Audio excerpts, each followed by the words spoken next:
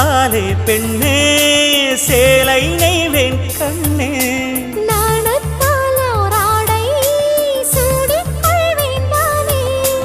பாயாகும்படி சொல்லாதே பஞ்சணம் புதையல் ரகசியமே சாய்ந்தாடும் சங்கில் துளி பட்டாலும் முத்தாகிடும் முத்துண்டே செம்பூவே பூவே உன் மேகம் நான் வந்தால் ஒரு வழியுண்டோ மன்னவன் விரல்கள் பல்லவன் ஒளியோ படை கொண்டு நடக்கும் மன்மத சிலையோ இமைகளும் உதடுகள் ஆகுமோ